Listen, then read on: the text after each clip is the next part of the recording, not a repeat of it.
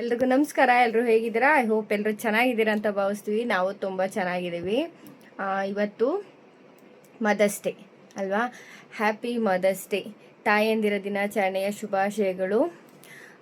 ತಾಯಿ ಮಕ್ಕಳನ್ನ ಒಳ್ಳೆ ಚುಪ್ಪಲ್ಲಿರೋ ಮುತ್ತಿನ ಥರ ಕಾಪಾಡ್ತಾಳೆ.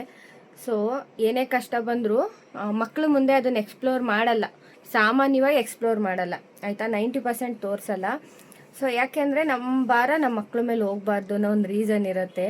ಸೊ ಆ ತಾಯಿದಿರಿಗೆ ಇವತ್ತೊಂದೇ ದಿವಸ ನಾವು ಮದರ್ಸ್ ಡೇ ಆಚರಿಸೋದು ತುಂಬಾ ಬೇಜಾರು.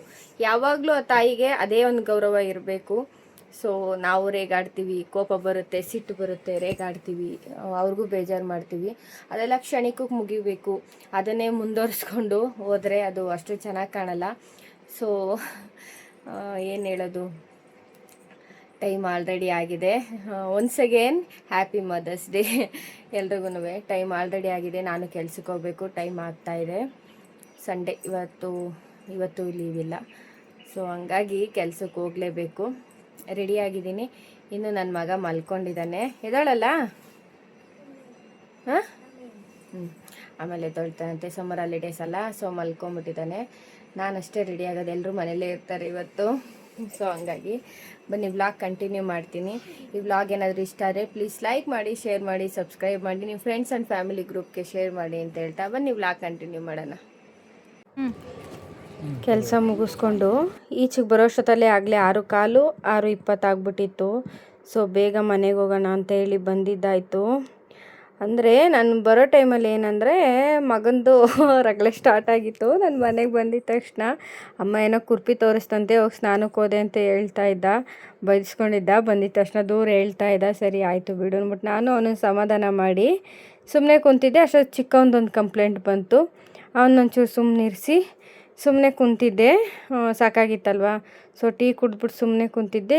ಚಿನ್ಮಯ್ ಮದರ್ಸ್ ಡೇಗೆ ಕ್ರಾಫ್ಟ್ ಏನೋ ಮಾಡ್ಕೊಂಬಂದಿದ್ದ. ನಾನು ಎಕ್ಸ್ಪೆಕ್ಟ್ ಮಾಡಿದ್ದೀನಿ, ನನಗೆ ಗೊತ್ತು ನನ್ನ ಮಗ ವರ್ಷ ಏನಾದರೂ ಈ ಥರ ಮಾಡಿಕೊಡ್ತಾನೆ ಅಂತೇಳಿ.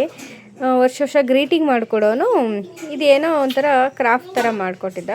ಸೊ ಚೆನ್ನಾಗಿತ್ತು ಅವನದೊಂದು ಕ್ರಿಯೇಟಿವಿಟಿ ಅಲ್ಲ. ಸೊ ಹಂಗೆ ಇವ್ನು ನಮ್ಮ ಚಿಕ್ಕವನಿಗೆ ಹೇಳೋಕ್ಕೆ ಬರ್ತಾಯಿಲ್ಲ, ಸುಮ್ಮನೆ ಬಂದ್ಬಿಟ್ಟು ಮುತ್ಕೊಟ್ಬಿಟ್ಟು ಹೋದ. ಹೇಳೋಕ್ಕೆ ಬರ್ದಿಲ್ಲದಕ್ಕೆ ಚಿನ್ಮಯ್ ಕ್ರಾಫ್ಟ್ ತೋರಿಸ್ತಾ ಇದ್ದ. ಸೊ ಕೆಲಸದಿಂದ ಬಂದು ಫಸ್ಟ್ ಅಡುಗೆ ಮಾಡೋಕ್ಕೆ ಸ್ಟಾರ್ಟ್ ಮಾಡಿಬಿಟ್ಟೆ ಆಯಿತಾ. ಸೊ ಯಾವುದು ಕೆಲಸ ಆಗಿರಲಿಲ್ಲ. ಸೊ ಫಸ್ಟ್ ಅಡುಗೆ ಮಾಡೋಣ ಅಂತ ಕೂತ್ಕೊಂಡೆ. ಚಪಾತಿ ಮಾಡೋಣ ಅಂತೇಳಿ ಲಸ್ಸಿಟ್ಟು ಕಲಿಸ್ಕೊಂಡಿದ್ದೀನಿ. ಕಲಿಸ್ಕೊಂಡಿದ್ದೀನಿ. ಸೊ ಜೊತೆಗೆ ಸೊಪ್ಪಿನ ಪಲ್ಯ ಮಾಡ್ಕೊಂಡಿದ್ದೀನಿ.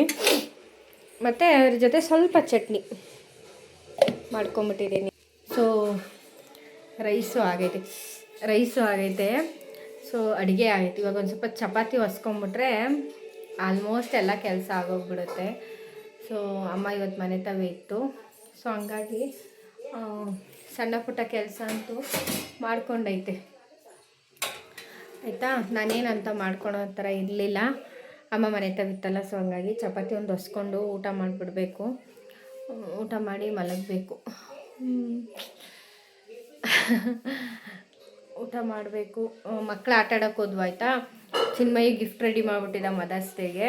ಸೊ ಅದೊಂದೇನೋ ಪೇಪರ್ ರ್ಯಾಪಿಂಗ್ ಒಂದು ಮಾಡಿದ. ವರ್ಷ ಅದೊಂದು ಮಾಡ್ತಾನೆ ಅವನು. ಅವನ ಕೈಲಿ ಏನಾಗುತ್ತೋ ಅಷ್ಟು ವರ್ಷ ಮದರ್ಸ್ ಡೇಗೆ ಅದೊಂದು ಗಿಫ್ಟ್ ಕೊಡ್ತಾನೆ ಅವನು.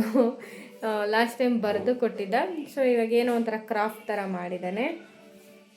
ತೋರಿಸ್ತೀನಿ. ಎತ್ತಿಟ್ಬಿಟ್ಟು ಹೋಗಿದ್ದ, ನಮ್ಮ ಗುಬ್ಬಿ ಬಂದ ಹಾಳು ಮಾಡ್ತಾನೆ. ಎತ್ತಿಟ್ಬಿಟ್ಟು ಹೋಗಿದ್ದಾನೆ. ಸೊ ಹುಡುಕ್ಬಿಟ್ಟು ಆಮೇಲೆ ತೋರಿಸ್ತೀನಿ. ಫಸ್ಟ್ ಅಡುಗೆ ಮಾಡ್ಕೊಂಬಿಡ್ತೀನಿ. ಚಪಾತಿ ಹೊಸ್ಕೊಂಡ್ಬಿಡ್ತೀನಿ. ಕವರ್ ಕಟ್ಟಿ ಇಟ್ಟಿದ್ದೀನಿ ಚಪಾತಿ ಹಸಿಟ್ಟನ್ನ, ಯಾಕಂದರೆ ಸ್ವಲ್ಪ ಸಾಫ್ಟ್ ಬರುತ್ತೆ ಅಂತೇಳಿ.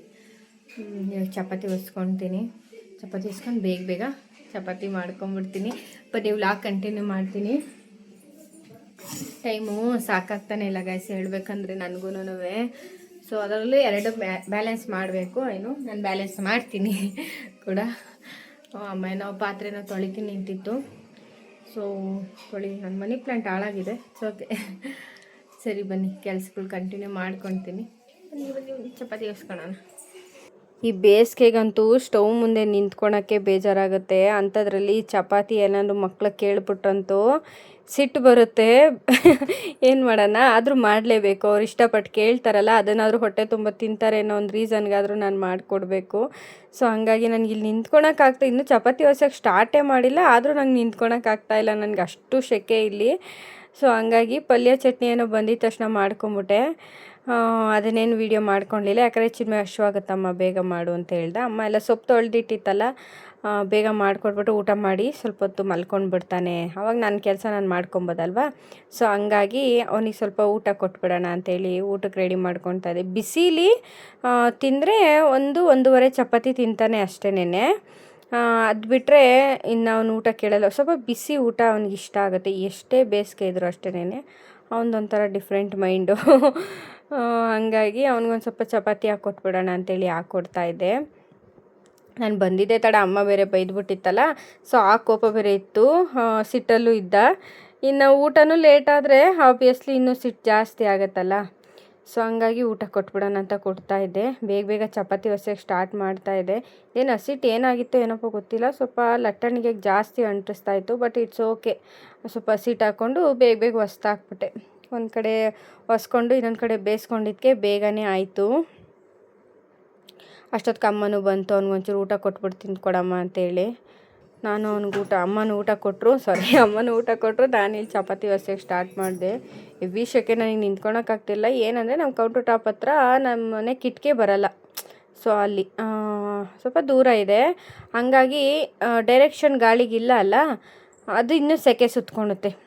ಚಪಾತಿ ಸುಟ್ಟಿದ್ದು ಕಾವೆಲ್ಲನೂ ಅಲ್ಲೇ ಕಿಚನಲ್ಲೇ ಇರುತ್ತಲ್ಲ, ಸೊ ಹಂಗಾಗಿ ಅದು ಸ್ವಲ್ಪ ಹಿಂಸೆನೇ. ಅದೆಲ್ಲ ಆದಮೇಲೆ ಚಪಾತಿದು ಹಸಿಟ್ಟಿಂದೆಲ್ಲ ಇರುತ್ತಲ್ಲ, ಅದೆಲ್ಲ ಕ್ಲೀನ್ ಮಾಡಿಕೊಂಡು ಶಿಂಕಿಗೆಲ್ಲ ಪಾತ್ರೆ ಹಾಕ್ಕೊಂಡೆ. ಒಂದು ರೌಂಡ್ ಪಾತ್ರೆ ತೊಳೆದಿದ್ದಾಗಿತ್ತು. ಇವಾಗ ಮತ್ತೆ ಊಟ ಮಾಡಿದ್ಮೇಲೆ ಇನ್ನೊಂದು ರೌಂಡ್ ಬೀಳುತ್ತೆ. ಸೊ ನಾನೇನು ಇವಾಗ ತೊಳೆಯೋಕ್ಕೆ ಹೋಗಲ್ಲ, ಬಿಕಾಸ್ ನಾಳೆ ರಜೆ ಇದೆ ನನಗೆ. ನಾಳೆ ತೊಳ್ಕೊಂಡ್ರೆ ಆಯಿತು ಅಂತ ಸುಮ್ಮನಾಗ್ತೀನಿ. ಅವೆಲ್ಲ ಒರೆಸ್ಕೊಂಡು ನಾನು ಊಟ ಹಾಕ್ಕೊಂಡೆ. ಆಗಲೇ 9 ಗಂಟೆ ಆಗಿತ್ತು ಅನಿಸುತ್ತೆ. ಊಟ ಮಾಡೋಣ ಅಂತ ಅಂದ್ಕೊಂಡು ಊಟ ಹಾಕ್ಕೊಂಡೆ.